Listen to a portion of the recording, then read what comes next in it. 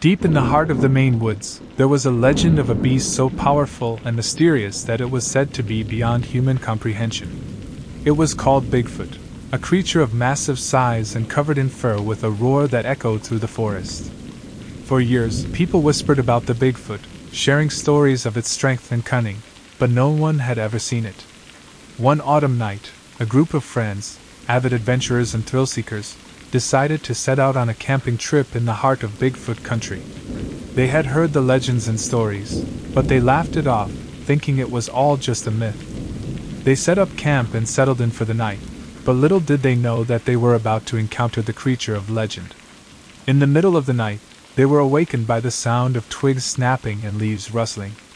At first, they thought it was just the wind, but as the noise grew louder and closer, they realized that something was approaching their campsite. The friends huddled together in fear, their hearts racing as the creature emerged from the shadows. It was the Bigfoot, and it was unlike anything they had ever seen. It was massive, standing over 8 feet tall, with hair covering its entire body. Its eyes were piercing and intelligent, and it let out a deafening roar that shook the earth. The friends scattered in different directions, but the Bigfoot was too fast. It snatched one of them, dragging them into the darkness. The friends searched desperately for their missing companion, but they soon realized that they were being stalked by the Bigfoot. Every time they got close, the creature was always one step ahead, leading them deeper into the heart of the forest. The friends grew tired and scared, and they began to fear that they would never make it out alive. Just when all hope seemed lost, they stumbled upon a clearing where they found their missing friend. But to their horror, they realized that their friend was now one of the Bigfoot, turned into a beast like the creature that had taken them. The friends were trapped, surrounded by a pack of Bigfoot, with no way out. But then, a mysterious figure appeared, a hunter who had been tracking the Bigfoot for years. He told the friends that the Bigfoot were not just beasts, but beings with a language and a culture of their own. The hunter explained that the Bigfoot had a spiritual connection to the forest, and that they only attacked when their home was threatened. The friends were shocked, realizing that their actions had brought the Bigfoot's wrath upon them.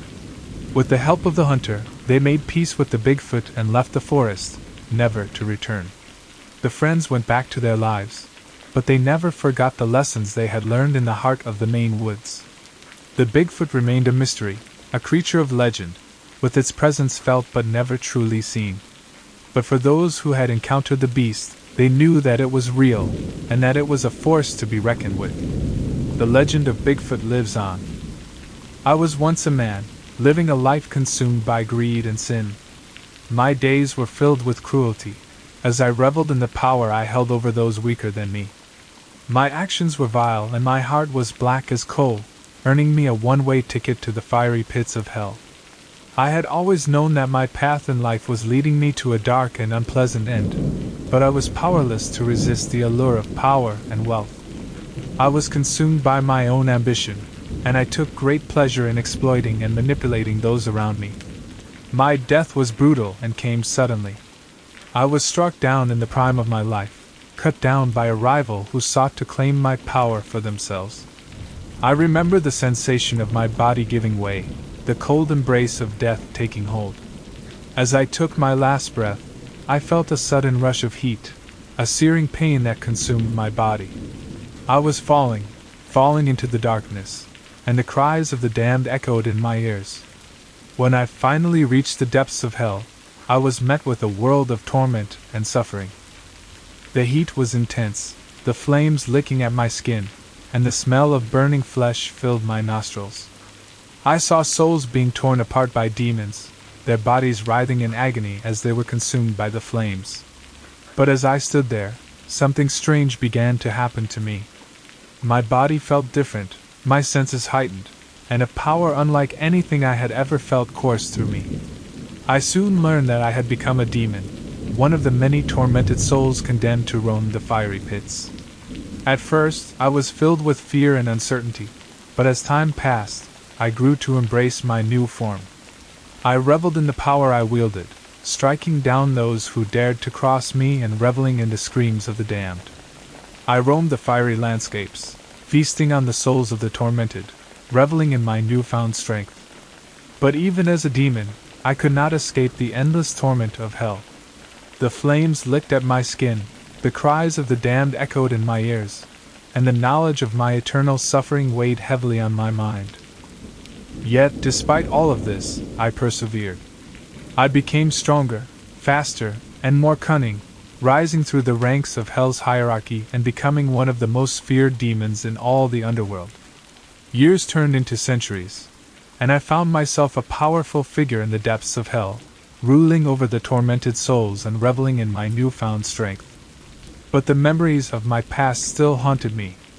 The faces of those I wronged still flashed before my eyes, reminding me of the evil I once was.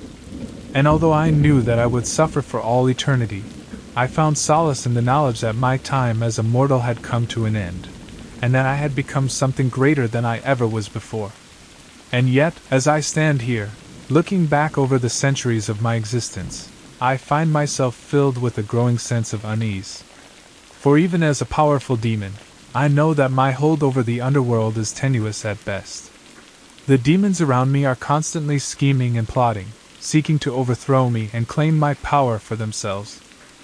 And who knows what other dark forces lurk in the shadows, waiting to strike at the right moment. The end of my tale is uncertain, and I can only wonder what the future holds. Will I continue to rule the fiery pits, growing ever more powerful and feared? Or will I fall, cast down into the abyss and become just another tormented soul in the endless sea of suffering? I do not know. But I have seen things in my time in hell that most mortals could not even imagine.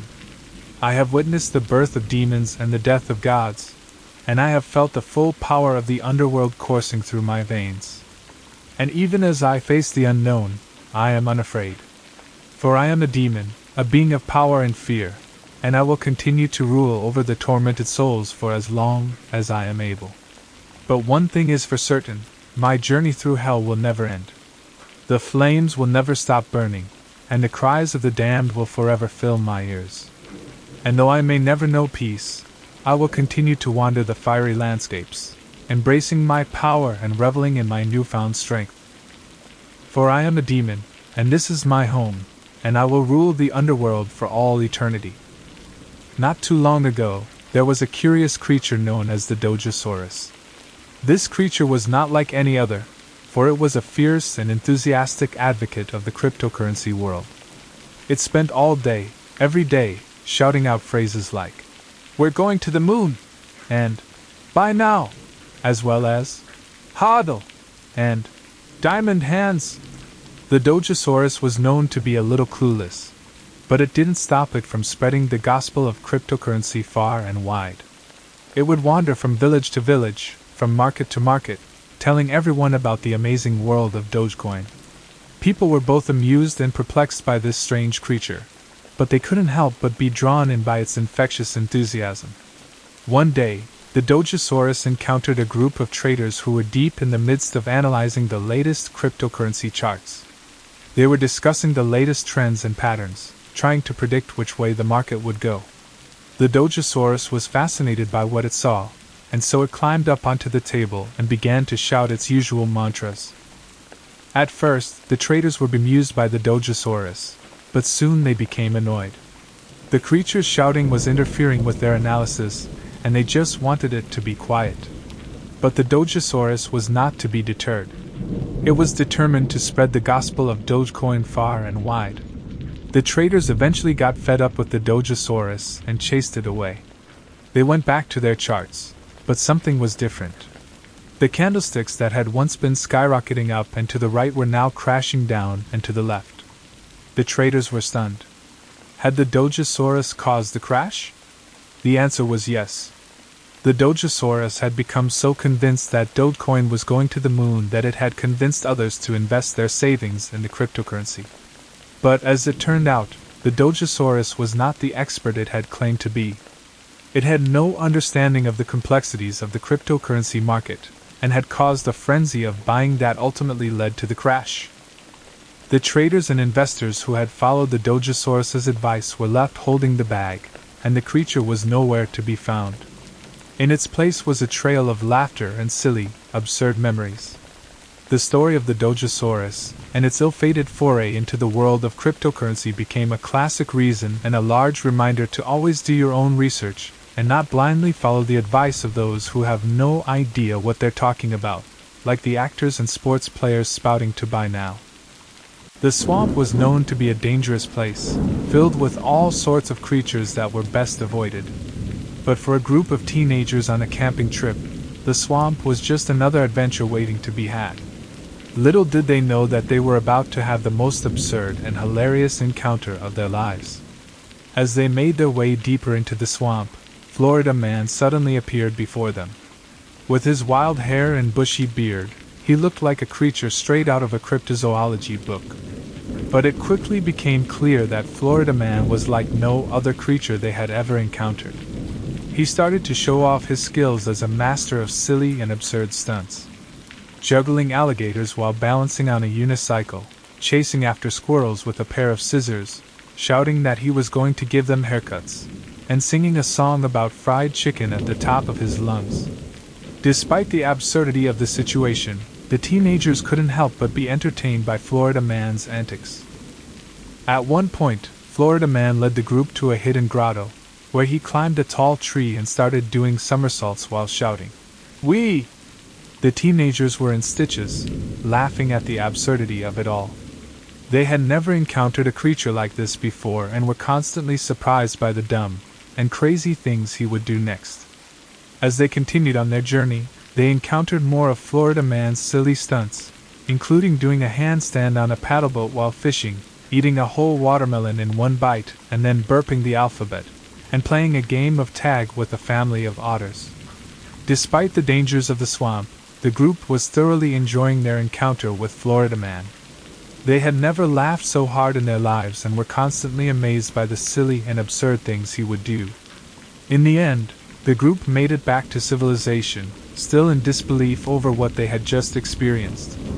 They may have been scared out of their minds, but they couldn't deny the thrill of their encounter with Florida Man.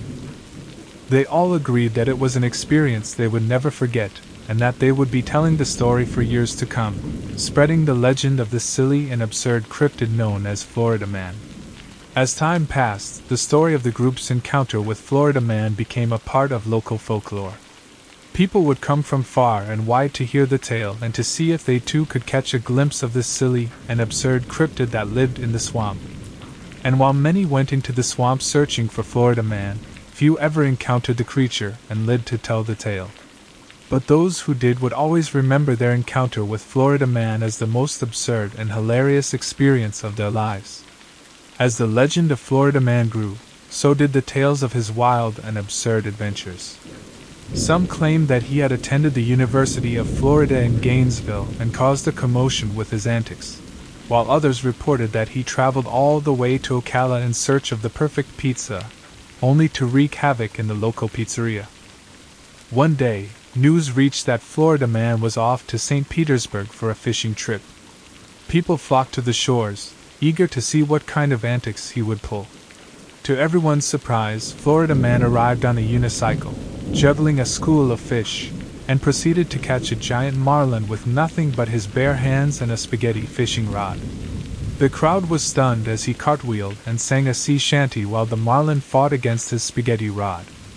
Florida Man declared that he would cook the giant marlin for everyone, but instead of a conventional grill, he built a massive fire and cooked the marlin with his bare hands. The marlin was so big that he had to climb inside it to cook it from within. As the sun set, Florida Man emerged from the marlin with a grin, holding a giant fork and knife. He served a slice of the marlin to everyone, and the delicious flavor left them in amazement. After the feast, Florida Man disappeared into the night, leaving behind only a trail of laughter and memorable antics. The story of his fishing trip to St. Petersburg became a classic part of the Florida Man legend, passed down for generations to come. The forest phantom is a mysterious creature that has been the subject of numerous sightings and reports over the years. It is said to be a large feline, with a body shape and movement resembling that of a big cat such as a jaguar or leopard. However, its exact species remains unknown, leading some to believe that it may be a new or undiscovered species. The forest phantom is primarily known for its elusive nature and the rarity of its sightings. It is said to inhabit remote and dense forests, where it remains hidden from the view of humans and eludes even the most skilled trackers. Despite numerous attempts to locate and study the forest phantom, concrete evidence of its existence has remained elusive, leaving many to wonder if it truly exists or if it is simply a legend. Despite its elusive nature, there have been a few reported sightings of the forest phantom over the years. These sightings usually come from local hunters, hikers, or forestry workers who venture deep into the forest. They describe the forest phantom as a massive, stealthy creature that moves with grace and agility through the underbrush. Its fur is said to be a rich, dark brown or black, and its eyes are said to glow like molten gold in the light of the moon. The legends surrounding the forest phantom are as intriguing as the creature itself. Some believe that it is a ghost or spirit that haunts the forest, while others see it as a symbol of the untamed wilderness and the mysteries that still lie within it. There are even tales of the forest phantom being a bringer of good luck or fortune to those who are fortunate enough to spot it. Despite the scarcity of sightings and concrete evidence, the search for the forest phantom continues. Some believe that it may hold the key to unlocking the secrets of our natural world, while others see it as a source of inspiration and wonder. Whether it truly exists or not, the legend of the forest phantom has captured the imagination of many and continues to be a source of mystery and intrigue. So, the next time you find yourself wandering in a dense, remote forest, keep an eye out for the elusive forest phantom. Who knows? You may just catch a glimpse of this mysterious and enigmatic creature and join the ranks of those who have reported sightings of this elusive feline. I always had a fascination with the paranormal, so when I heard about an ancient ritual that promised to summon a powerful entity, I was intrigued. I spent months researching and trying to learn as much as I could about the ritual, scouring through ancient texts and talking to anyone who claimed to have knowledge about it. Eventually, I found a group of like-minded individuals who were also eager to participate, and we decided to perform the ritual together in an abandoned building on the outskirts of town. We were 6 individuals, each with our own motivations for participating in the ritual. Some were seeking power, others were looking for answers, and still others simply wanted to experience something truly extraordinary. We spent several days preparing for the ritual, gathering the necessary materials and studying the incantations. Finally, the night of the ritual arrived. We arrived at the abandoned building just after dusk, our hearts beating with a mixture of excitement and fear. We entered the building and made our way to a large room on the top floor where we began to set up for the ritual. We followed the instructions to the letter, chanting the incantations and making offerings to the entity we hoped to summon. At first nothing seemed to happen, but then the room grew cold and the candles flickered. I could feel a presence in the room, a dark energy that seemed to be growing stronger by the second. Suddenly a figure appeared in the center of the room, its eyes glowing with an otherworldly light. It was a creature like nothing I had ever seen before, with twisted limbs and a mouth filled with razor-sharp teeth. I felt a wave of terror wash over me, but I was also filled with a sense of awe at the sheer power of the entity I had summoned. However, as the creature began to move towards us, I realized that I had made a terrible mistake. I could not control the entity, and it was now a threat to myself and the others who had participated in the ritual. We tried to banish it, but our attempts were futile. The creature was too powerful, and it seemed to be enjoying our fear and panic. The creature began to torment us, playing with our minds and making us see things that were not there. It was as if the entity was enjoying our fear, and I could not help but feel that it was toying with us. One by one, the others began to crack under the pressure, driven to madness by the entity's presence. I was filled with regret for what I had done, and I could only hope that I would be able to survive the night. I tried to find a way to banish the entity, but everything I tried seemed to make it even stronger. It was as if the entity was feeding off of my fear and desperation. The night wore on, and I was the only one left standing. The others had been driven to madness or killed by the entity I had summoned. I was left with a feeling of guilt that weighed heavily on my conscience, and I knew that I would never be able to forget what had happened that night. I eagerly put on the virtual reality headset, eager to experience the latest game. At first, I was amazed by the lifelike graphics of the environment, and felt as though I was truly transported to another world. But that all quickly turned to terror as I realized I was unable to remove the headset. Panic set in as I understood that I was trapped in the virtual world, with no way to escape. As I stumbled through the eerie world, I felt a presence following me. My senses were heightened, and I could hear the sound of footsteps echoing in the distance. Suddenly, I saw it. A figure appeared in the distance, its eyes glowing with an otherworldly light. As the figure approached me, I realized that it was a twisted and distorted version of myself. It whispered in a voice that echoed in my mind. "Welcome to the game. You will never leave." I was thrown into a world of terror and violence as every step I took was met with unspeakable horrors. The creatures I encountered were twisted beyond recognition and hunted me down like prey, controlled by an unseen force. I struggled for survival, but as I delved deeper into the game, the world became more twisted and distorted. My mind was consumed by the game, and I felt like I was on the brink of insanity. But I refused to be defeated. With all my strength, I began to fight back against the horrors thrown my way. I confronted my deepest fears and the source of the game, a pulsing, glowing orb of energy. I had a choice: succumb to the game, or destroy it. With determination, I destroyed the source and broke free from the virtual reality. The headset finally came off, and I was back in the real world, gasping for air. But the horrors lingered, and I was unable to forget the memories of the living nightmare. Every time I closed my eyes, I was transported back to that world of terror. I realized that the living nightmare was not over, and it would continue to haunt me for the rest of my life, a constant reminder of the horrors I faced in that virtual world. As the days went by, strange occurrences started happening around me. Objects would move on their own, whispers echoed in my ear, and shadows seemed to follow me wherever I went. I couldn't shake the feeling that I was being watched, and I was scared to close my eyes at night, afraid of what I might see. The virtual world had left its mark on me, and I was haunted by the horrors I faced in it. The line between reality and fantasy was blurred, and I struggled to keep my sanity. I tried to tell others about my experience, but no one believed me. I was left alone to face the terrors that plagued me, and the fear consumed me until I was left with nothing but the memories of that living nightmare. The experience had forever changed me, and I was left with a fear that would never go away, a fear of the virtual world that had become my living nightmare. I was rummaging through an old antique shop when I stumbled upon a mysterious box. It was unlike anything I had ever seen, made of a strange metal that was cold to the touch and etched with strange symbols. I couldn't resist its allure and ended up purchasing it, despite the misgivings of the shopkeeper who warned me against it. Once I got home, I couldn't wait to examine the box. I pried it open with a crowbar, and what I found inside was beyond my wildest nightmares.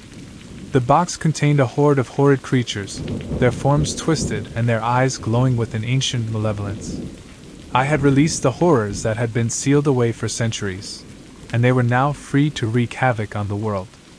As they poured out of the box, I realized too late that I was in way over my head. I tried to contain them, but it was no use. They were too powerful and too many. The creatures spread across the city, causing destruction and mayhem wherever they went. People were disappearing, buildings were collapsing, and a thick fog rolled in, hiding the horrors from view. But even though I couldn't see them, I could feel their presence, lurking in the shadows, waiting for their next victim. As I made my way through the city, I encountered other survivors who had also stumbled upon the mysterious boxes. We banded together, determined to find a way to stop the horrors that we had unleashed. We learned that the boxes were created by an ancient civilization as a means of containing the most evil and dangerous entities in the world. Over the centuries, they had been lost and forgotten, only to be rediscovered by unsuspecting individuals like us. We realized that the only way to stop the horrors was to find the source of their power and destroy it. So, we set out on a perilous journey, braving the dangers of the city and facing the horrors head-on. We finally found the source, a pulsing orb of energy that was feeding and sustaining the creatures. We had to act fast, as the orb was rapidly growing in power. With a fierce determination, we destroyed the source, and the creatures began to dissipate, their hold on the world breaking. I had just unlocked a Pandora's box of terror. As I opened the box, I released a horde of grotesque and malevolent entities that had been sealed away for centuries. The air was thick with their putrid scent, and I could feel their piercing gaze upon me. I tried to close the box, to undo what I had done, but it was too late. The horrors were now free, and they were intent on spreading their terror to the world. I ran. I tried to escape the dark and sinister forces that were now pursuing me, but they were always one step ahead. No matter where I went, the entities were always there, lurking in the shadows, waiting to pounce. They seemed to be everywhere, taunting me with their presence, and I was filled with a hopeless fear that I would never be able to escape their grasp. The entities were not just malevolent spirits, they were also crafty and cunning, using my fears and weaknesses against me at every turn. They whispered to me in the darkness, tempting me to give up and surrender to their control. They showed me visions of a world where I was their puppet, where I was forced to do their bidding and spread their evil to others. As the entities closed in on me, I was filled with a sense of utter despair. I had been so foolish to release the horrors that had been sealed away for centuries, and now I was going to pay the price for my mistake. The entities consumed me, taking over my mind and body, and I was lost to the darkness forever. The world would never be the same again, as the horrors that I had unleashed spread across the land, bringing fear, terror, and despair in their wake. And as they consumed more and more souls, they grew in strength, their power increasing with every passing day. The end was near, and there was no hope left for those who remained. I found a mysterious tape and watched it, unleashing a horror I could never unsee. It was a typical, mundane day when I stumbled upon the mysterious tape. I was rummaging through an old thrift store in search of forgotten treasures when I stumbled upon a dusty VHS tape, labeled simply with the words, "Do not watch." Naturally, my curiosity was piqued, and I couldn't resist the urge to take the tape home with me. As I sat in my dimly lit living room, I inserted the tape into my VCR and hit play. The screen flickered to life, and I was immediately transported to a desolate, foreboding landscape. The footage showed a lone figure wandering aimlessly through a barren wasteland, the camera following closely behind. The figure was shrouded in mystery, their face obscured by a hooded cloak. As they continued to wander, I noticed strange symbols etched into the ground, glowing with an otherworldly light. My heart was pounding with excitement and fear, as I realized that I had stumbled upon something truly unique and terrifying. But the real horror began when the figure suddenly stopped and turned to face the camera. The hood of the cloak fell away, revealing a face that was not human, but a grotesque, inhuman monstrosity. I recoiled in terror as the creature let out an ear-splitting scream, and the tape cut to black. I was momentarily paralyzed with fear, my mind struggling to process what I had just seen. I tried to rationalize the footage as a cheap horror movie, but deep down I knew that it was something far more sinister. As I continued to watch the tape, it became clear that the mysterious figure was not the only terror that lurked in the shadows. The footage was spliced with scenes of unspeakable horrors, from ghostly apparitions to demonic entities, all seemingly intent on destroying the world. But the real twist came when the tape suddenly cut to an alternate reality, where the world was a desolate wasteland and the creatures were reigning supreme. I was stunned, realizing that the tape was a glimpse into a parallel universe, one where humanity had long since fallen to the forces of darkness. In that moment, I knew that I could never unsee the horrors that I had just witnessed. The tape had unleashed something evil into my world, something that was determined to destroy everything I held dear. Desperate to rid myself of the evil that I had unleashed, I reached out to a paranormal investigator, hoping that they could help me banish the creatures back to their own dimension. Together, we conducted a series of rituals, each one more dangerous and intense than the last, but it was to no avail. The creatures were too powerful, their hold on our world too strong. In a final, desperate attempt to save humanity, I destroyed the tape, sacrificing myself in the process.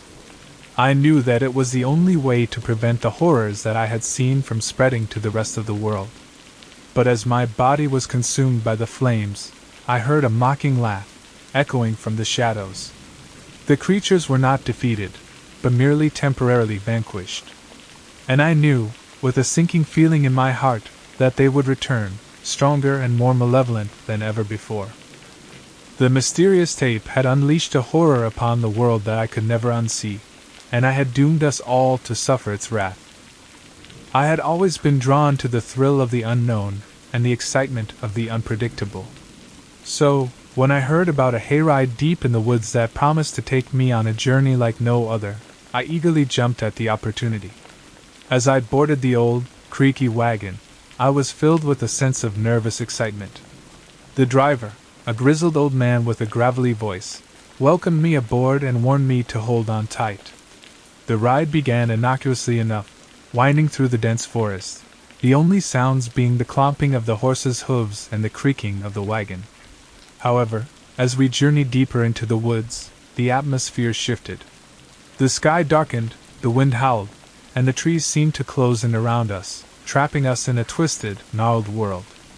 The other passengers started to look around nervously, their eyes wide with fear, and I soon heard the ghostly laughter echoing through the trees.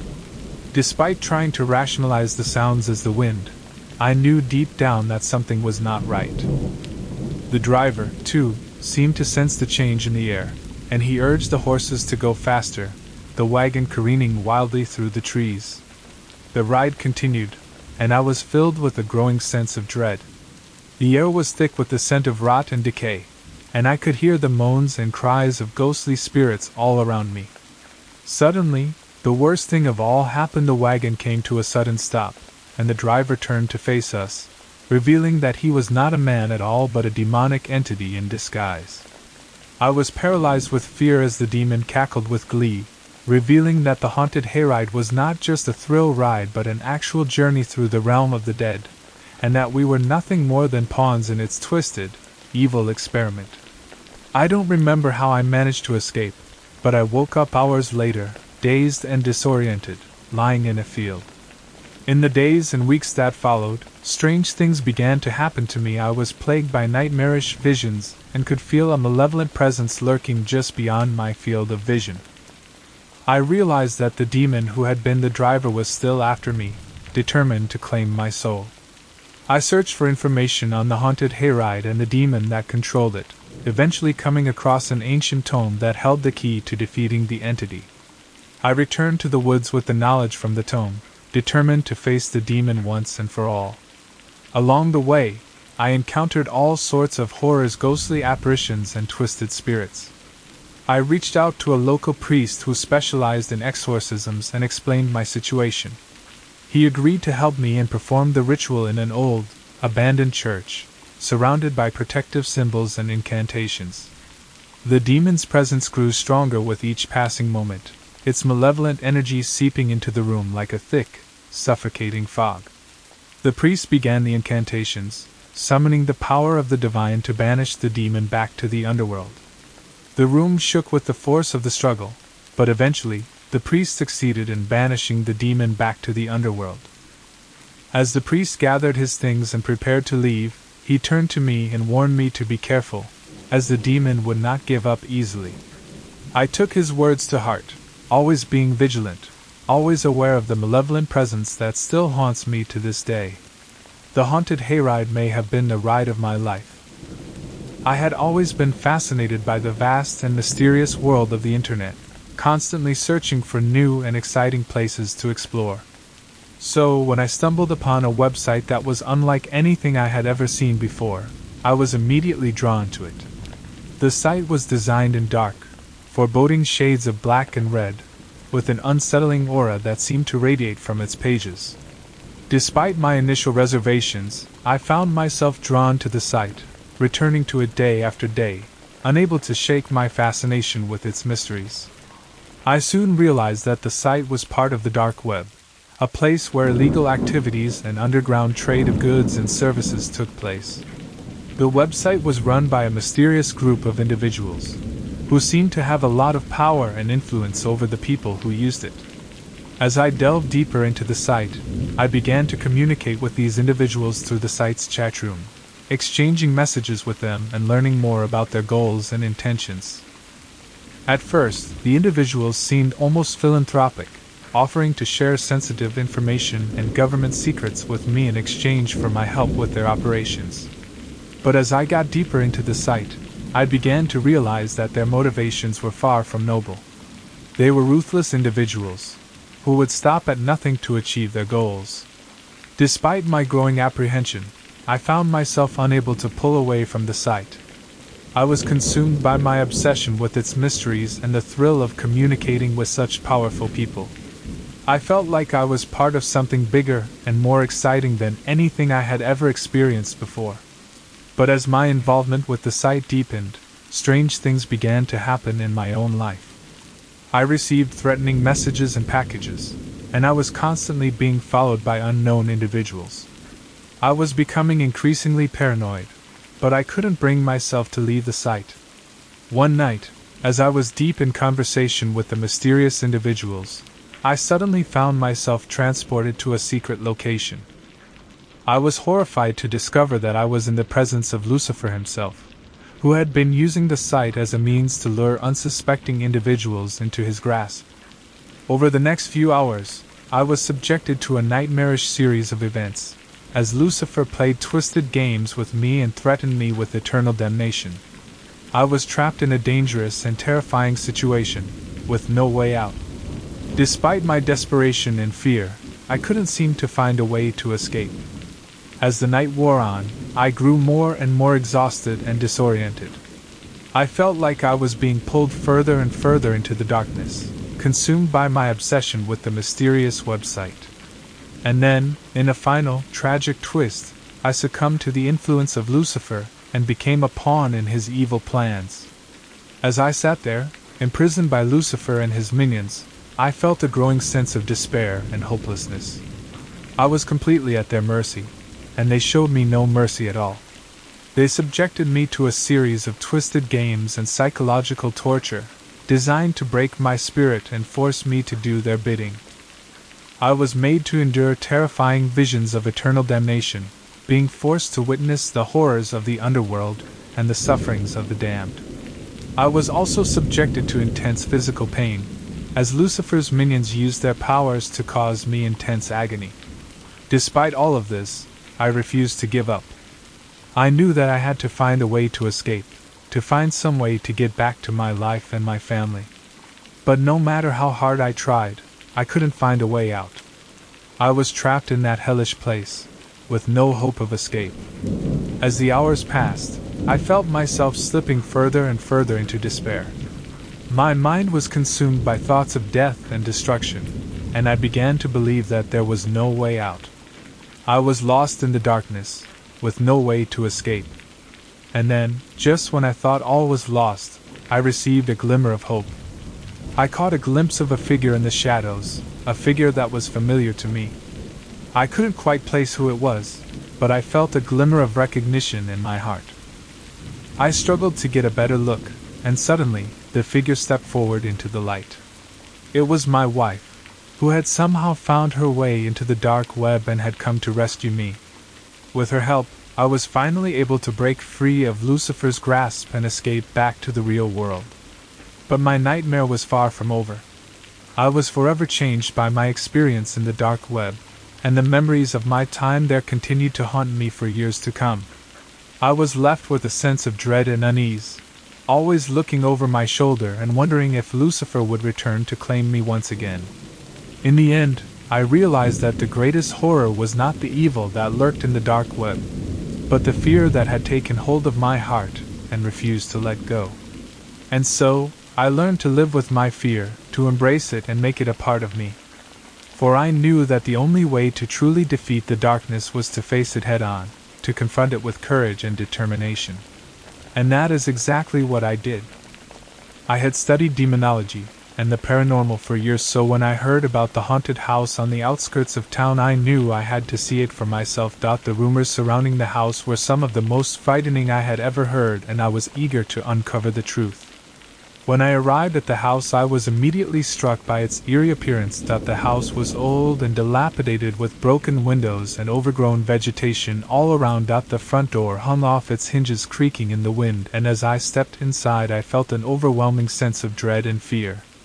The inside of the house was even more frightening than the outside. The walls were covered in peeling paint, and cobwebs hung from the ceiling. Strange noises echoed throughout the house, and I could hear footsteps coming from upstairs even though I was alone. I made my way to the basement, where the true horrors of the house lay waiting. The stairs creaked under my feet, and when I reached the bottom, I was confronted with a scene that I will never. The center of the room was a massive portal glowing with a sinister energy. I could feel a malevolent presence coming from the other side, and I knew that I had stumbled upon something truly evil. As I approached the portal, I felt an overwhelming sense of fear and dread. I knew that I was in over my head, but I could not resist the urge to see what lay beyond. I stepped through the portal, and I was transported to another world, a world of darkness and chaos. The demons in this realm were unlike anything I had ever encountered. They were ancient and powerful, and they seemed to revel in causing pain and suffering. I was completely outnumbered and outmatched, but I refused to give up. I made my way through the demon-infested world, facing all sorts of dangers along the way. From demons that tried to possess me to creatures that sought to devour me, I encountered horrors that I never could have imagined. But I pressed on, driven by the need to find my way back to the mortal world. Finally, I stumbled upon a way back to the haunted house and the portal that would lead me back to safety.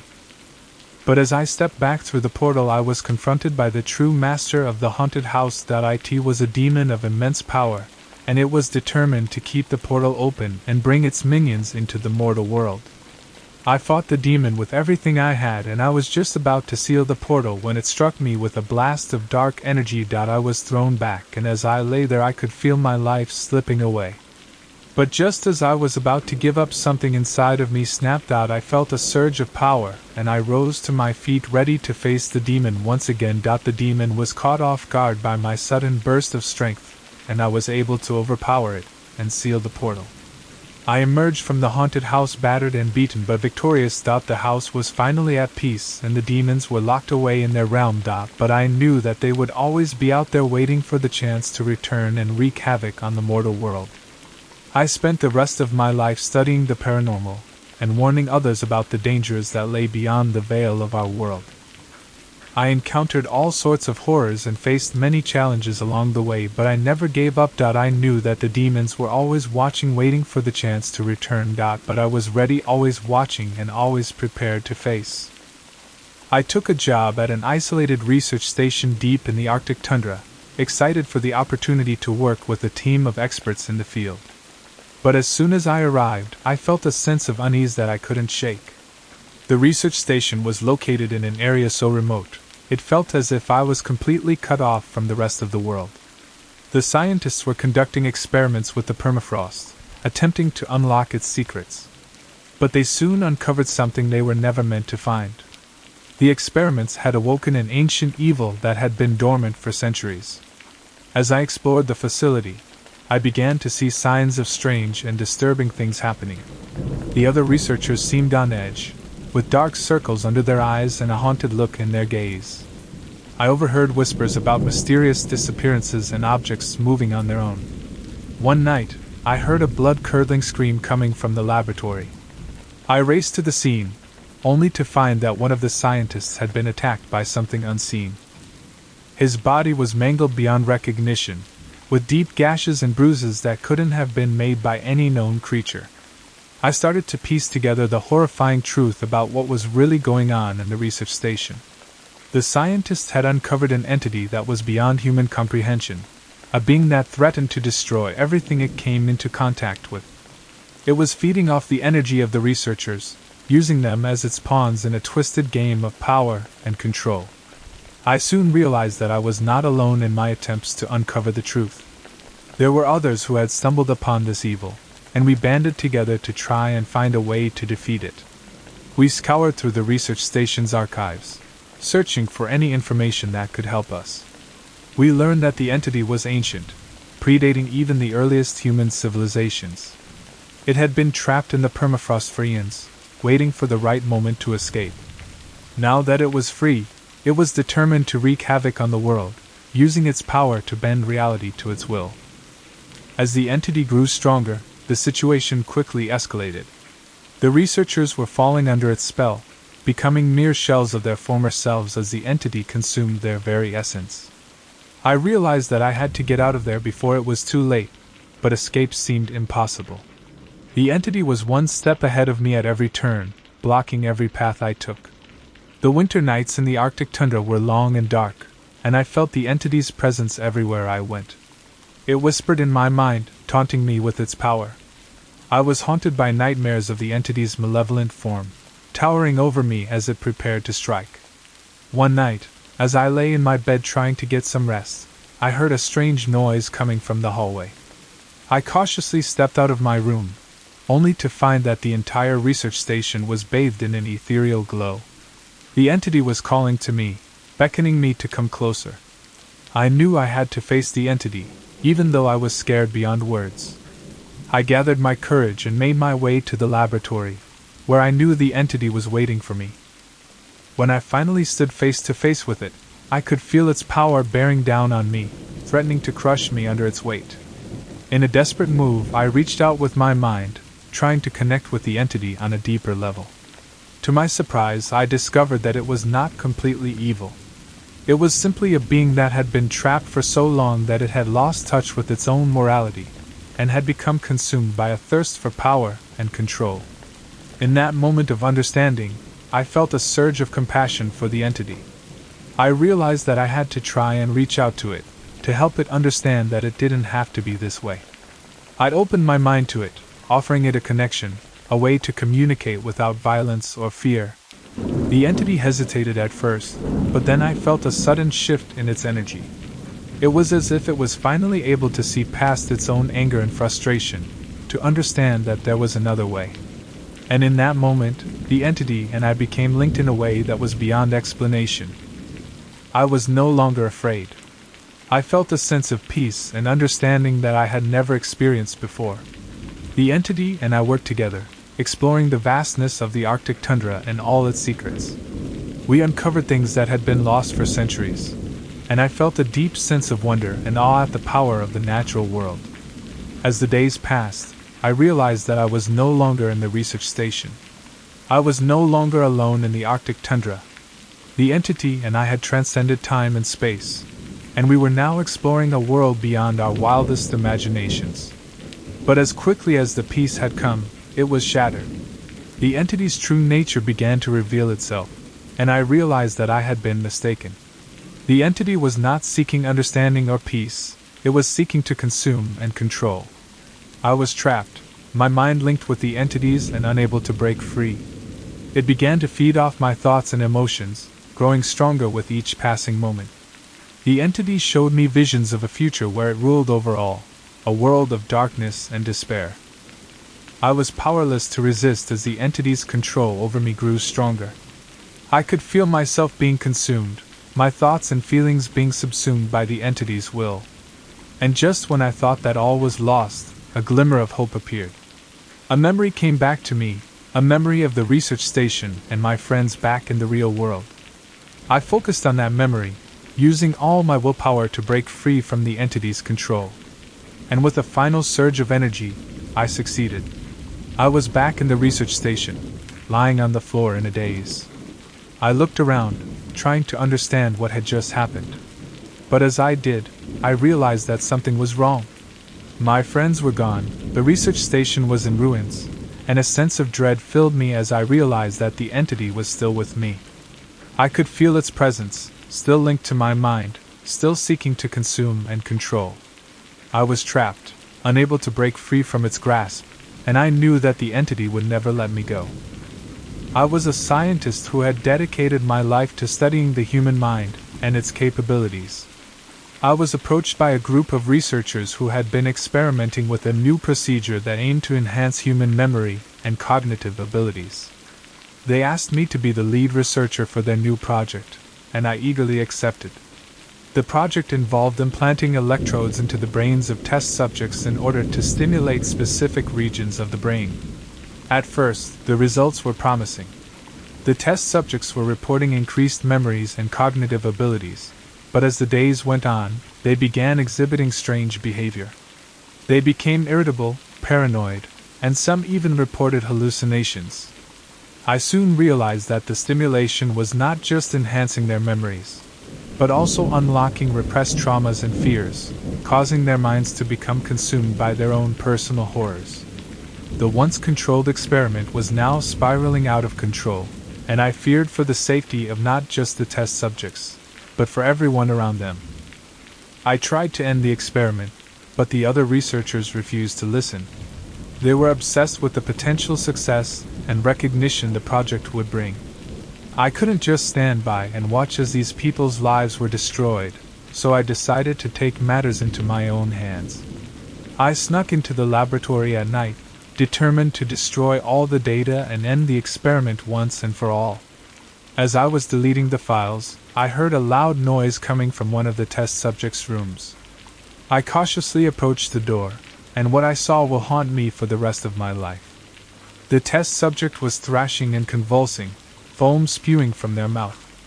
I tried to help, but they turned on me, their eyes filled with a madness that I had never seen before. I fled the laboratory and went into hiding, unable to shake the image of the test subject's face from my mind. Years went by, and I lived in fear of being found by the researchers or the test subjects. But one day, I received a package in the mail. It was a newspaper article about a string of brutal murders in the city, all committed by individuals with implanted electrodes in their brains. I realized with horror that the experiment had continued, and the subjects were now being used as weapons. I struggled with the weight of my guilt, wondering how I could have ever been involved in such a horrific experiment. But as the days passed, I began to notice strange changes within myself. I felt stronger, faster, and my senses were heightened to an almost supernatural level. At first, I was afraid of what was happening to me. But then, I started to use my newfound abilities to stop the experiments and free the other subjects from their suffering. I became a vigilante of sorts, breaking into the labs and freeing the prisoners, determined to make amends for my role in the twisted experiment. However, as I continued my mission, I began to experience blackouts and lapses in memory. My mind felt as if it was being controlled by some outside force, and I was no longer sure if I was acting of my own free will, or if I was being manipulated. One night, as I was breaking into another lab, I was ambushed by a group of heavily armed men. They were the scientists behind the experiments, and they were determined to eliminate me and keep their twisted project a secret.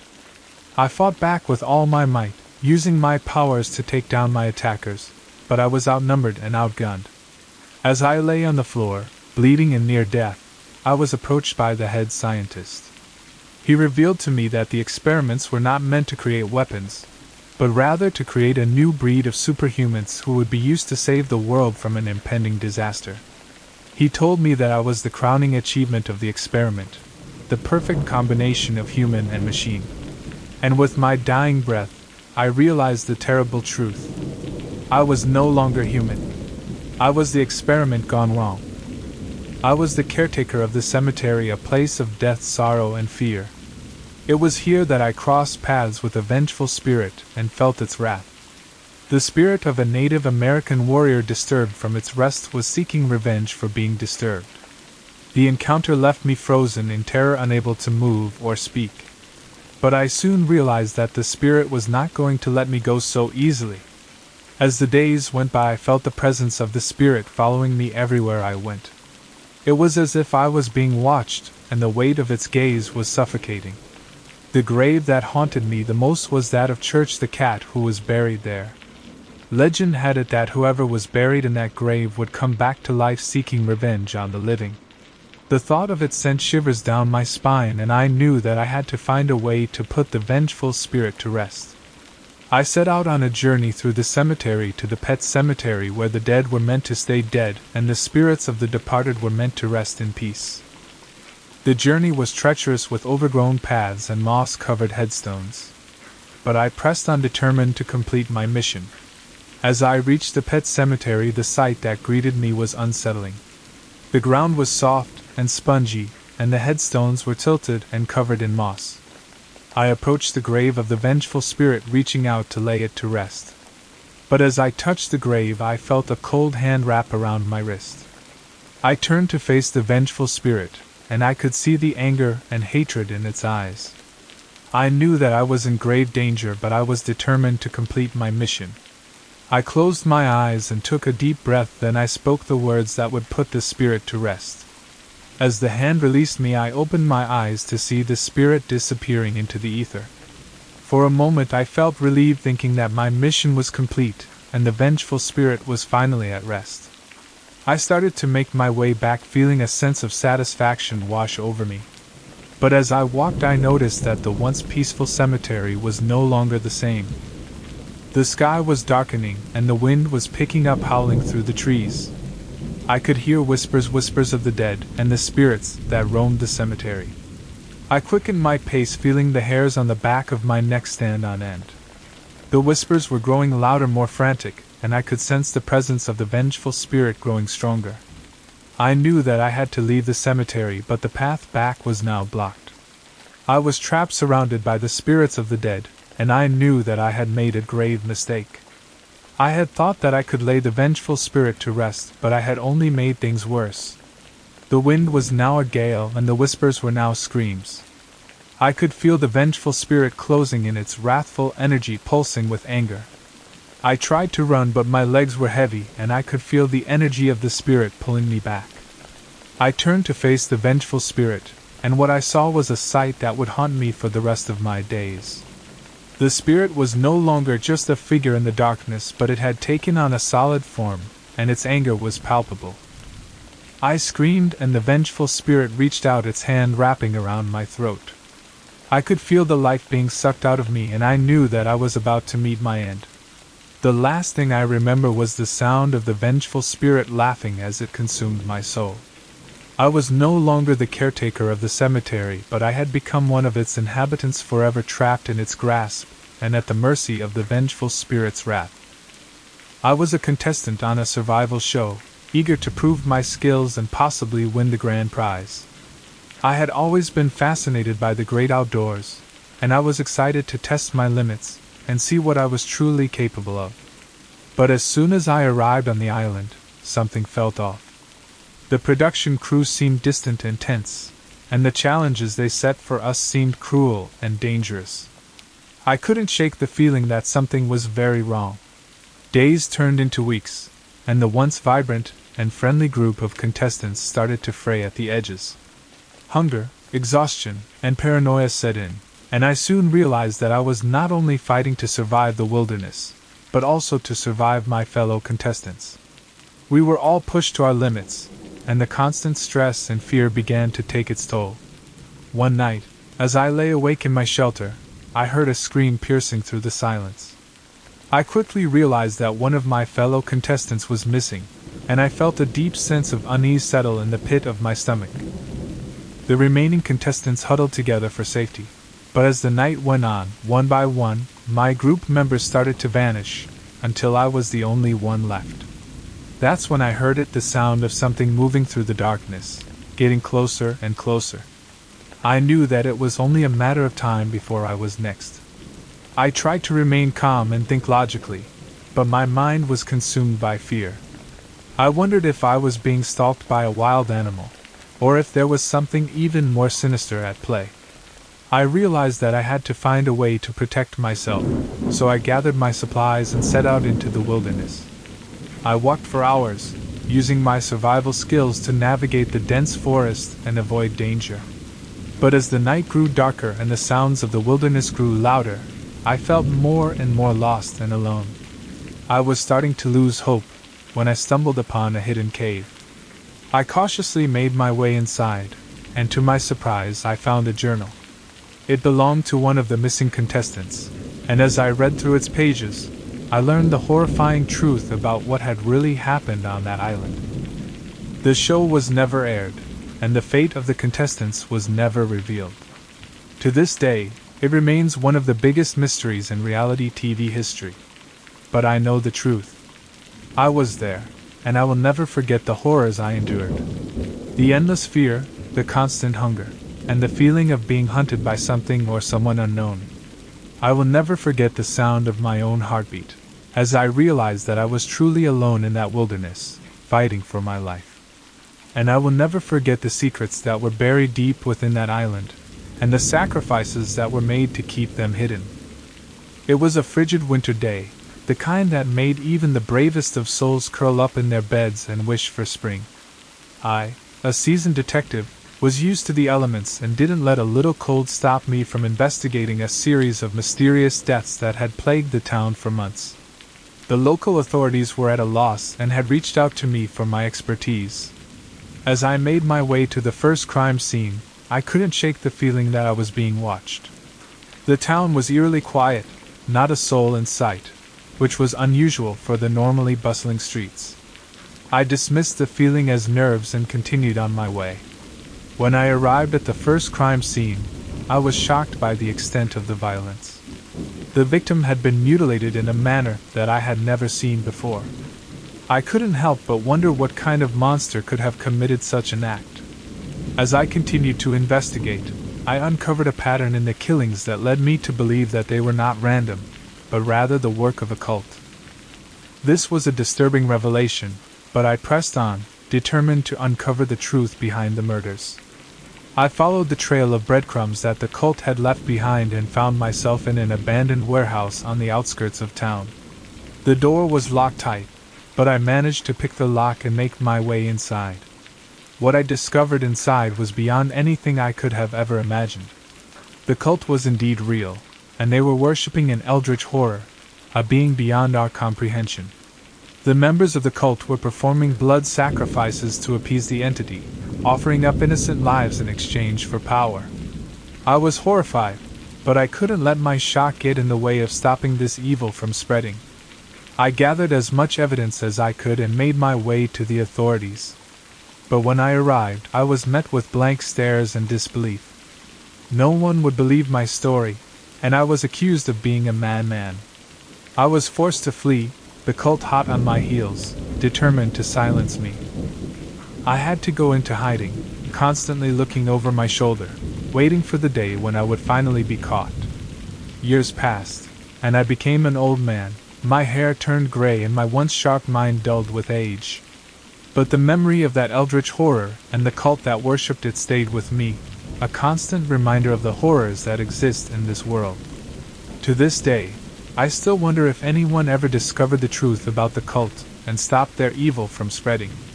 I tried to forget about my investigation and move on with my life, but the nightmares never left me. Every night, I was plagued by vivid visions of the eldritch horror and the horrors it wrought upon the cult. They say that time heals all wounds, but the scars of that investigation ran deep within me. One day, as I was sitting in my rocking chair, overlooking the quiet streets of my small town, a knock came at my door. It was a young man, with a determined look in his eyes. He introduced himself as a journalist, and asked if I could share with him my story. I was hesitant at first, but the young man's persistence won me over. I agreed to tell him everything, to share the truth about the cult and the eldritch horror that they worshipped. I began my tale, reliving every detail, every twist and turn. The young man listened intently, taking notes as I spoke. But as I finished my story, the young man's expression changed. He revealed to me that the cult had never been disbanded, that it still existed to this day, stronger and more powerful than ever. The eldritch horror they worshipped was not just a figment of my imagination, but a real entity that they sought to summon into our world. I was stunned. How could I have been so wrong? How could the cult have survived all these years? And how could the eldritch horror still be a threat to the world? The young man told me that they had already made attempts to summon the eldritch horror, and that the only thing standing in their way was a powerful artifact, kept hidden and protected by a secret society.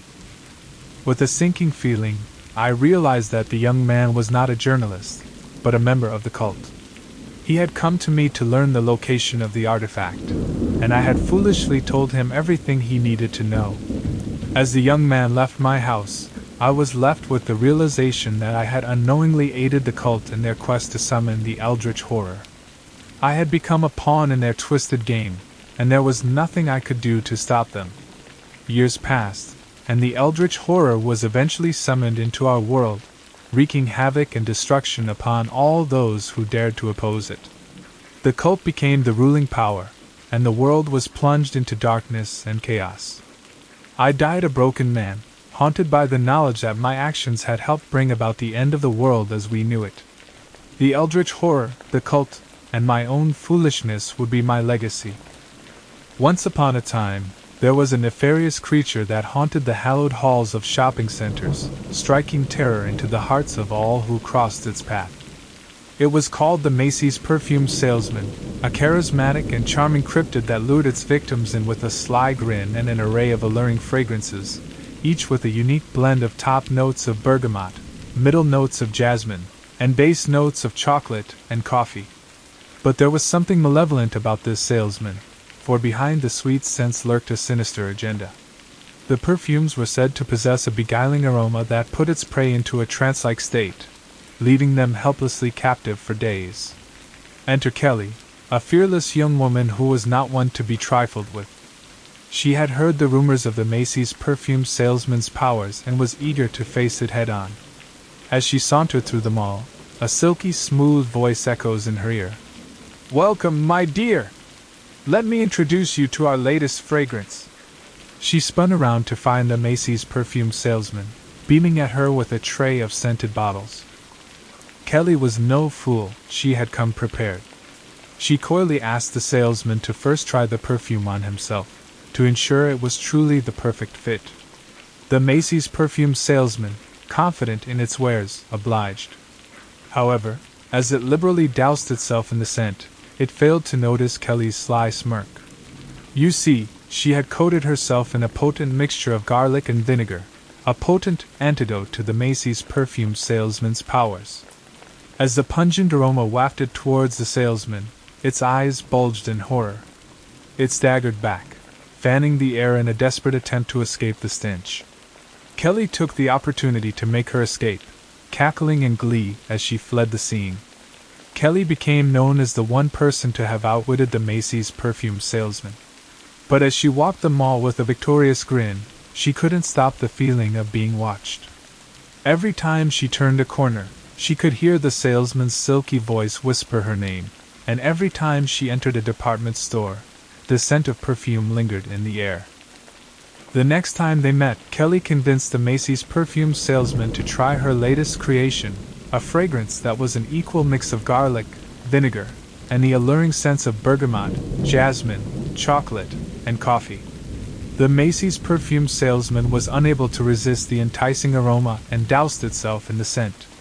Kelly couldn't contain her laughter as the salesman staggered around the mall, bumping into walls and tripping over its own feet, the powerful scent wreaking havoc on its senses. And thus, Kelly had the last laugh, defeating the Macy's perfume salesman once and for all with her mischievous prank. From that day on, she roamed the malls with confidence, always ready to face any cryptid that crossed her path. I embarked on a journey from Maine to Nova Scotia, my heart filled with excitement to witness the picturesque beauty of the Atlantic coast and delve into the quaint fishing villages that dotted the landscape. Little did I know, my adventure would take a dark and sinister turn. As I drove through the Acadian forest, I noticed the trees were gnarled and twisted like they were suffering from some sort of curse. The sky was an ominous shade of gray, and the road seemed to go on forever, leading me deeper into the unknown. I was lost, with no signs or markers to guide me, and a sense of foreboding began to creep over me. My unease intensified when I stumbled upon an abandoned gas station. The building was dilapidated, and a strange aura surrounded it. I entered, hoping to find help, but was greeted by a group of people huddled in the corner. They were dressed in ragged clothing, their eyes glassy and distant as they whispered and sang in unison.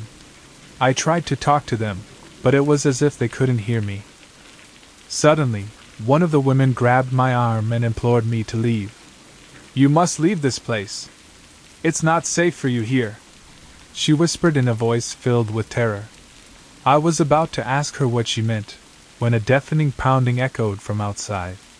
The woman's eyes grew wide with fear, and I knew I had to get out of there. I fled back to my car and drove as fast as I could, but the feeling of being watched and followed never left me. The forest seemed to come alive with a malevolent force, the trees bending and twisting in unnatural ways, the road shrouded in a dense mist, and a strange whisper replaced the sound of rain. I was at the brink of despair when I finally emerged from the forest and saw the distant lights of a fishing village. I pulled over to catch my breath, but as I glanced into the rearview mirror, I saw a figure standing behind me. Its eyes glowed in the darkness, and I screamed in terror. I sped away, but the voice of the figure echoed in my ear. "You cannot escape us. We are always watching." As I finally made my way back to Bangor, Maine, I thought I was safe from the horrors of the journey to Nova Scotia. But I was wrong. The fear and terror that had plagued me on that trip had followed me home, and I soon realized that I was not alone.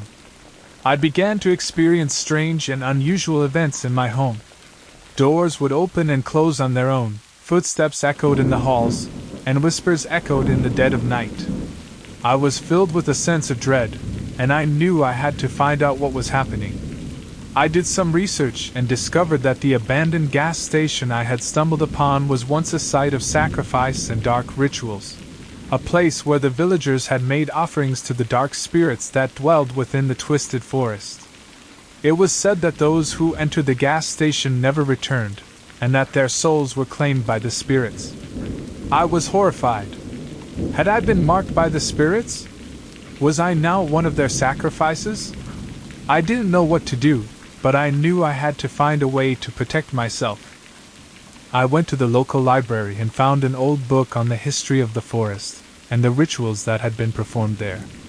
I learned that the spirits could be appeased by offering them a new sacrifice, and that I could protect myself by offering them something precious to me. That night, I gathered all of my most precious possessions and laid them out on my living room floor. I lit candles and incense, and began to chant the words I had learned from the book.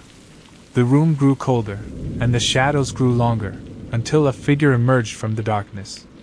It was one of the spirits, its eyes glowing with an otherworldly light.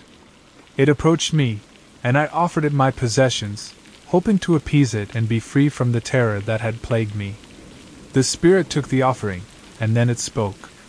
"Your fear and terror will never leave you," it whispered. "You are marked by the spirits, and you will always be watched." With those words, the spirit vanished, leaving me alone and filled with a profound sense of fear and unease. I never spoke of my experience until writing to you. In the small town of Point Pleasant, West Virginia, the legend of the Mothman was not just a myth, but a haunting reality. The creature with its large, powerful wings and glowing red eyes was seen by many, striking fear into the hearts of those who encountered it. It all began on a dark and stormy night, when a young couple was driving along a deserted road. They suddenly saw something in the sky, and at first they thought it was just a bird. But as the creature got closer, they realized that it was something much larger and stranger. It was the Mothman, flying straight towards them. The couple tried to drive away, but the Mothman kept pace with the car, its glowing red eyes fixed on them. The couple was paralyzed with fear, unable to escape the creature's gaze. Just when they thought all was lost, the Mothman suddenly flew away, leaving the couple alone on the deserted road. The couple went to the police, but no one believed their story. People laughed it off as a silly hoax, but more and more sightings of the Mothman were reported. The town was in a state of panic, with people locking their doors and staying indoors after dark.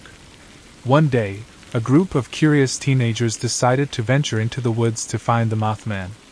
They had heard the stories and were determined to see the creature for themselves. But as they entered the forest, they realized that they were not alone.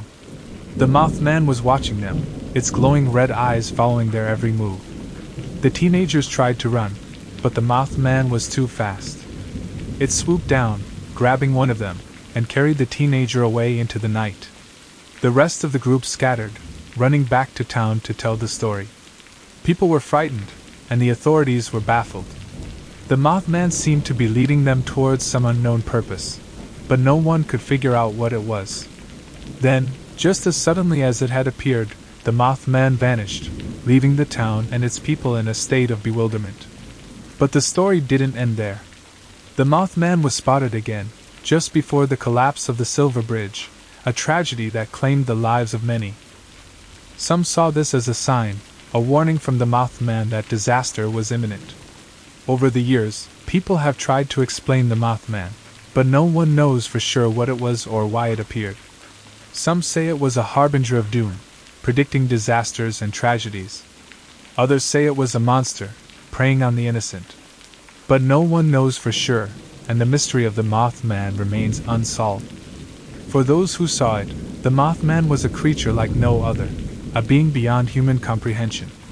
It remains a mystery, a symbol of fear and the unknown, and a reminder that there are still things in this world that cannot be explained. The story of the Mothman continues to be told, captivating audiences with its mystery and horror. And though the Mothman may have disappeared into the night, its legacy lives on, haunting the minds of those who encountered it, and inspiring others to search for answers to the mystery that still remains. My friends and I had always been thrill seekers, always on the lookout for the next big adventure. So when we heard about the haunted forest, we knew we had to check it out.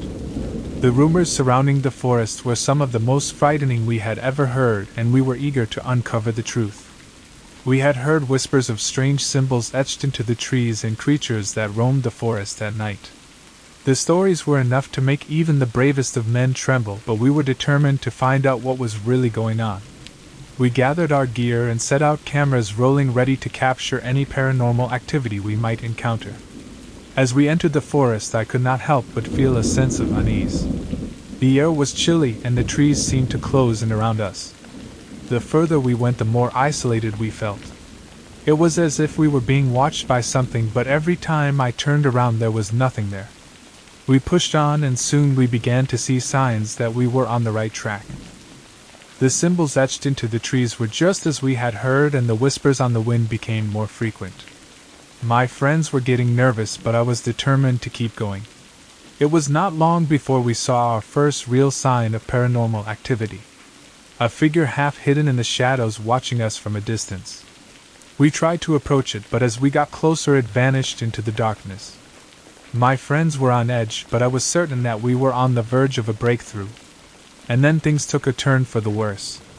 We became lost, the forest a maze of twists and turns, and we could not find our way back to the path. The whispers on the wind grew louder, and the shadows seemed to close in around us. And then we heard the screams. Horrifying, blood-curdling screams that echoed through the forest. We ran as fast as we could, but the screams only grew louder. And then we saw them. The creatures of the forest twisted and mangled, their eyes glowing with a malevolent light. They were like nothing I had ever seen before, and I was filled with a sense of dread. My friends tried to fight them off, but there were too many. I watched in horror as they were overpowered, taken by the creatures of the forest. And then it was my turn. I tried to run, but I was quickly surrounded. I closed my eyes, preparing for the end, when suddenly a bright light enveloped me. When I awoke, I was alone. My friends were nowhere to be found, and the forest was silent. I stumbled out of the forest, my camera still rolling, and I was horrified by what I saw. The footage was unlike anything I had ever seen before. My friends possessed by the creatures of the forest, their eyes glowing with a sinister light. I tried to make sense of what had happened, but I was at a loss. The creatures of the forest, the lost footage, and my friends. They haunted me, and I knew that I had to find out what was going on. So I started to do some research, and I discovered something truly horrifying. The haunted forest was in fact a gateway to hell itself. The symbols etched into the trees were ancient runes used to summon demons and other evil spirits. The creatures of the forest were the spirits of the damned, trapped in the forest for all eternity. I was filled with a sense of dread. I had participated in a ritual, and I had unleashed something that I could not control. The lost footage was evidence of what had happened, and I knew that I had to get it out to the world. But as I tried to spread the word, I realized that no one believed me. The footage was dismissed as a hoax, and I was labeled a madman. I became consumed by my obsession, driven to uncover the truth and warn others about the horrors that lay within the haunted forest. I devoted my life to studying the ancient runes, searching for a way to close the gateway and banish the demons back to hell. But as I delved deeper, I began to realize that the forces of evil were stronger than I had ever imagined. They were closing in on me, threatening to consume me and add me to their ranks. I was becoming increasingly paranoid, my sleep haunted by nightmares of the creatures and the screams that echoed through the forest. And then one night I was awakened by a noise outside my window. I cautiously approached, and I was horrified by what I saw. The creatures of the forest were there waiting for me, and I knew that I was facing my final test. I stood my ground, mustering all of my strength, and recited the ancient runes. I called upon the powers of light to banish the demons back to hell. And as I did, the creatures of the forest vanished into the night. In the morning I was found by the authorities rambling and delirious. I was taken to a mental institution where I lived out the rest of my days. But to this day I know that the horrors of the haunted forest still exist, waiting for the next unsuspecting victim to stumble upon the gateway to hell. The Skinwalker is a creature of Native American legend, known to have the ability to transform into any animal it desires. It is said to roam the wilderness, seeking out its next victim and terrorizing the inhabitants of the land. But what exactly is a Skinwalker, and what makes it so frightening? The Skinwalker is said to be a human with the ability to shape-shift into any animal it desires. This transformation is said to be accomplished through a dark and mystical ritual, during which the Skinwalker must make a pact with the spirits of the animal world. Once the ritual is complete, the Skinwalker gains access to the powers and abilities of the animal it has transformed into. The exact origins of the Skinwalker are unknown, but many believe that it was born from the legends and beliefs of the Native American people. Some say that the Skinwalker was created as a warning, a cautionary tale of what can happen when one becomes too enamored with the powers of the animal world. Others believe that it was created as a way of explaining strange and unusual occurrences in the wilderness, such as the sudden disappearance of a person or animal. The Skinwalker is said to be a fearsome and cunning creature, capable of adapting to any situation and exploiting its prey's weaknesses. It is said to be able to control the minds of its victims, using them to carry out its bidding. The Skinwalker is also said to have the ability to manipulate the elements, calling forth rain, wind, and lightning to its aid. Those who have claimed to have seen the Skinwalker describe it as an imposing and terrifying sight.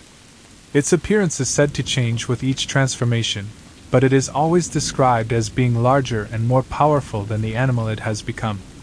Its eyes are said to glow with an otherworldly light, and its movements are said to be graceful and fluid, even as it tears apart its prey with ease. The Skinwalker is said to have a deep and unquenchable thirst for power, always seeking to expand its abilities and increase its control over the animal world. It is said to be relentless in its pursuit of its goals, showing no mercy to those who stand in its way. Once, in a small beach town, there lived a cryptid known as the Tan Mom. She was a mysterious and frightening creature who terrorized the town with her unnatural obsession with getting a perfect tan. The Tan Mom would spend hours and hours lying out in the sun, slathering herself in tanning oil and baking to a crisp. But her tanning habits were more than just a little unusual. It was said that she had the ability to control the sun itself, making it shine brighter and hotter at will. The townspeople lived in fear of the Tan Mom, but none more so than the local high school's swim team. They had a big competition coming up and were worried that if the Tan Mom made the sun too hot, they would all get sunstroke and be unable to swim. One day, the swim team decided to take matters into their own hands and confront the Tan Mom. They arrived at her beach house, where she was lying out in the sun, and tried to reason with her. But the Tan Mom was not in a reasonable mood. With a flick of her wrist, she made the sun blaze down on the swim team, causing them to start melting like wax figures.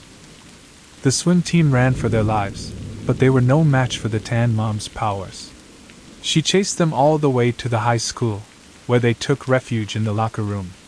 The Tan Mom tried to follow them inside, but she was stopped by the school's tanning ban, which prohibited anyone from using tanning beds or lying out in the sun on school grounds. The Tan Mom was furious. She started throwing a tantrum, tossing sun loungers and umbrellas around the school like they were toys. Just when all seemed lost, the school's science teacher stepped in and offered the tan mom a solution. He suggested that she try spray tanning instead of lying out in the sun. The tan mom was skeptical at first, but after trying it out she was hooked. She even helped the swim team win their competition by making it cloudy on the day of the event. From that day forward, the tan mom became a changed creature. She stopped terrorizing the town and became a spray tan enthusiast, spreading the word about the dangers of too much sun exposure. The swim team and the town were relieved. Another story about the tan mom cryptid. The tan mom was a creature that had caused problems for the small town of Tanville for as long as anyone could remember. She was known for her deathly pale skin and her unnaturally dark tan, which made her stand out in the most bizarre of ways. Her tan skin was so dark that it was said to cast a shadow on those who looked upon her. Despite her frightening appearance, the tan mom had a comically over-the-top personality that made her the butt of many jokes. She was constantly trying to be the center of attention, and would do anything to make people laugh, even if it meant making a fool of herself. One day, a group of teenagers decided to play a prank on the tan mom and see if they could scare her. They dressed up in fake monster costumes and went to her house in the middle of the night, banging on her door and making spooky noises. To their surprise, the tan mom answered the door wearing a tutu and a clown nose. "Who are you supposed to be?" she asked, looking at the teenagers in confusion. The teenagers, not knowing what to do, stammered and stuttered before finally revealing their true identities.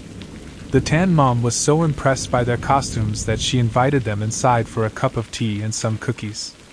As they sat in her living room, the tan mom regaled them with tales of her days as a professional tanning model. She boasted about her trips to the world's best tanning salons and her collection of tanning oils, each one more exotic and bizarre than the last. Just as the tan mom was about to show off her latest bottle of glow-in-the-dark tanning oil, there was a loud banging at the door. The tan mom's face lit up as she jumped up from her seat and announced, "It must be my boyfriend. He's come to take me on a date." The teenagers were skeptical, but followed the tan mom to the door. When she opened it, there was no one there. But as they turned to leave, they saw the tan mom's boyfriend lurking in the shadows. He was a tall, lanky figure with skin as white as snow and a shock of orange hair. The teenagers screamed and ran, with the tan mom and her boyfriend in hot pursuit. They chased them through the streets of Tanville, with the tan mom trying to catch up while shouting, "Wait for me! I want to come on the date too!" Eventually, the teenagers made it back to their own houses and locked themselves inside, shaking with fear. They thought they had seen the last of the tan mom and her creepy boyfriend. But they were wrong. The next day, they woke up to find the tan mom and her boyfriend waiting outside their homes, holding bouquets of flowers and chocolates. The teenagers were terrified, but the tan mom just smiled and said, "I just wanted to thank you for being such good sports last night. And I hope you'll come to my next tanning party." Texarkana, Arkansas was a small town that prided itself on its peaceful, idyllic way of life. But in the spring of 1946, that peace was shattered by a string of brutal murders committed by a man known as the Phantom. The killer's reign of terror lasted for several months, leaving the community in a state of constant fear and uncertainty. The press dubbed the killer the Phantom, and for months, he terrorized the town, leaving a trail of death and destruction in his wake.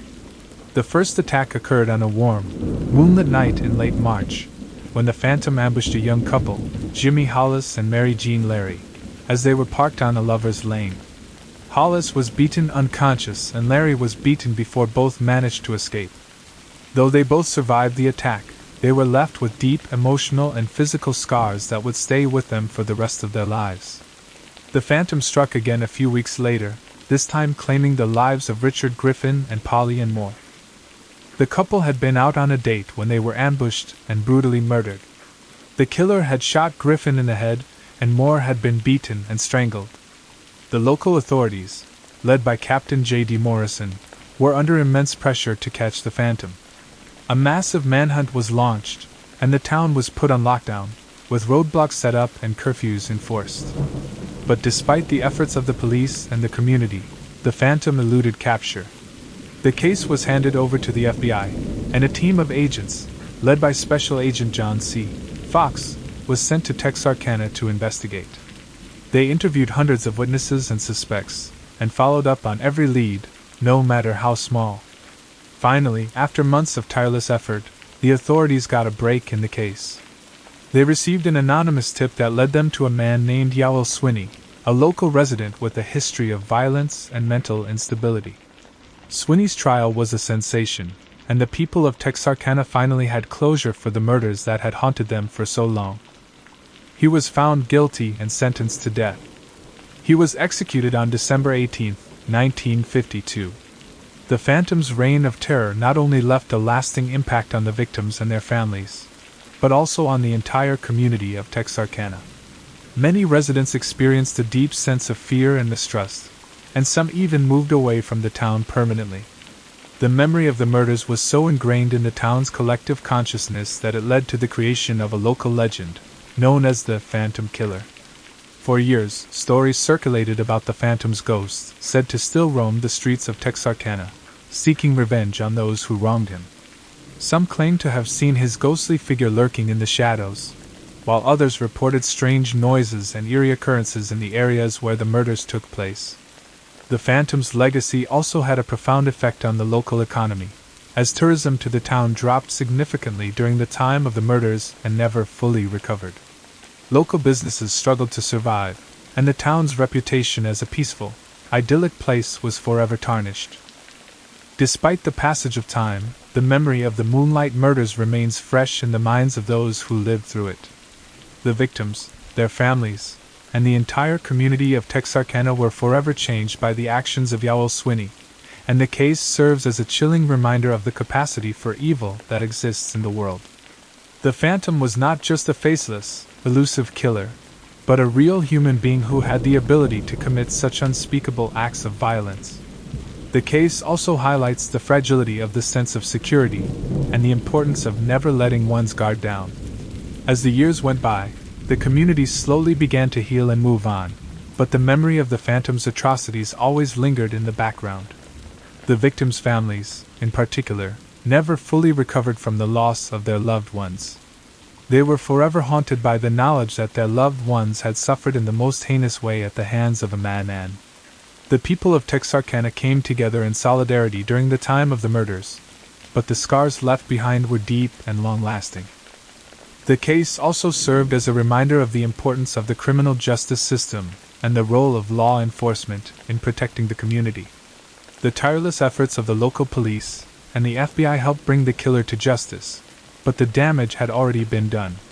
The Moonlight murders will always be remembered as one of the most notorious criminal cases in the history of Texarkana and the country. The case continues to be studied by criminologists and true crime enthusiasts, and the legacy of the Phantom lives on in the memories of those who lived through it. The haunted escape room was like nothing I had ever encountered before. The very air seemed to be infused with a sense of malevolence, and every shadow seemed to hold some dark, unspeakable terror. My friends and I had come to this place in search of thrills and excitement, but what we found was a living nightmare. As we approached the building, we were immediately struck by its ominous appearance. The windows were boarded up and the door was adorned with a tarnished rusted knocker. We hesitated for a moment, but our excitement won out and we stepped inside. The interior was just as foreboding as the exterior. Cobwebs clung to the corners of the room, and the dim lighting made it difficult to see more than a few feet in front of us. We were greeted by a grizzled old man who handed us each a flashlight and gestured towards the entrance to the escape room. The room was unlike anything I had ever seen before. The walls were covered in peeling wallpaper, and the floorboards creaked beneath our feet. As we explored, we came across strange cryptic puzzles and riddles that we had to solve in order to progress. But it was not just the puzzles that were frightening, it was the feeling that we were being watched. Every time we turned a corner, I could sense eyes upon us. As we stepped deeper into the maze-like interior of the escape room, I could feel the hairs on the back of my neck standing on end. The walls were covered in cobwebs, and strange symbols and markings adorned the floor. The puzzles and riddles we encountered were unlike anything we had ever seen before, and they seemed to have an evil intelligence of their own. The further we progressed, the more disorienting the experience became. The walls seemed to shift and change, and the floorboards groaned ominously beneath our feet. We heard whispers in the darkness, and saw ghostly apparitions flit in and out of view. The air was thick with the smell of decay and rot, and I could feel my grip on reality slipping away. It was then that I noticed something truly horrifying. The puzzles were changing. What had once been simple riddles and brain teasers were now twisted, grotesque caricatures of themselves. The symbols on the floor had taken on a sinister new meaning, and the walls were slick with the blood of previous victims. Suddenly the room went dark. Our flashlights flickered and died, leaving us in complete darkness. That is when we heard a low guttural growl that seemed to be coming from all around us. My friends and I huddled together, terrified as the growl grew louder and more insistent. It felt like hours before the lights finally came back on, but when they did, we were horrified by what we saw. The room had changed. It was no longer the eerie escape room we had entered, but a twisted, nightmarish version of itself. The walls were slick with blood, and the puzzles had taken on a twisted, demonic appearance. My friends and I tried to retrace our steps, but it was too late. The escape room had become a labyrinthine nightmare, and we were lost in its maze-like interior. We could hear the sound of the creatures that inhabited this place, the things that lurked in the shadows and watched our every move. We were being hunted, and there was no way out. Days passed, and we grew weaker and more disoriented. We stumbled through the endless passages of the escape room, our minds and bodies pushed to the brink of exhaustion. And all the while the creatures that lived here were closing in on us, their claws and teeth eager for the kill. We tried to find our way out, but every turn led us further into the maze of horrors. I could feel my sanity slipping away, and I knew that we were never going to escape. I realized too late that this was not just a haunted escape room, it was a trap designed to lure unsuspecting victims into its grasp. The woodland horror is a creature of legend, known to inhabit the densest and most remote forests. Its name has become synonymous with fear, as tales of its ferocity and power have circulated among those who venture into the wilderness. But what is the woodland horror, and what can it do? Reports of sightings of the woodland horror are rare and often disputed, but those who claim to have encountered it describe it as a massive and imposing creature. It is said to have the body of a bear, with a shaggy coat of matted fur and various shades of brown. Its fur is said to be thick and matted, providing excellent insulation from the elements. The woodland horror is said to be capable of standing on its hind legs, making it an even more intimidating sight. Its arms are said to be long and powerful, with razor-sharp claws that are capable of shredding trees and other obstacles in its path. The woodland horror is said to use these claws to climb trees, to dig underground burrows, and to defend itself against any potential predators. The claws themselves are said to be nearly indestructible, able to slice through the toughest of materials with ease. Despite its bear-like body, the woodland horror is also said to have the head of a wolf, with piercing yellow eyes that glow in the darkness, and a mouth full of razor-sharp teeth. Its eyes are said to be able to see in complete darkness, making it an excellent hunter. Its teeth are said to be capable of crushing the bones of its prey, allowing it to feed on even the toughest of animals. The woodland horror is also said to be incredibly fast and agile, able to move through the forest with ease. It is said to be able to run at incredible speeds, making it nearly impossible to escape once it has set its sights on its prey. Its agility is said to be unmatched, allowing it to navigate even the densest and most treacherous of forests with ease. In addition to its physical abilities, the woodland horror is also rumored to possess mystical abilities. Some say that it can communicate with other creatures in the forest, using a series of growls, roars, and other vocalizations to coordinate its attacks. Others claim that it has the ability to control the elements themselves, using its powers to summon rain, wind, and lightning to its aid. Some even say that it is capable of manipulating the very fabric of reality, making it an unpredictable and dangerous opponent. The exact origins of the woodland horror are unknown, but it is said to have roamed the forest for centuries, preying on anything and everything in its path. Despite numerous attempts to locate and study this mysterious creature, concrete evidence of its existence has remained elusive, leaving many to wonder if it truly exists or if it is simply a legend. Those who have claimed to have seen the woodland horror describe it as an elusive and cunning creature, always one step ahead of its pursuers. It is said to be able to anticipate its prey's movements, using its mystical abilities to outmaneuver and outsmart them. Despite its fearsome reputation, some believe that the woodland horror is not a monster, but rather a protector of the forest, using its powers to keep balance in the ecosystem.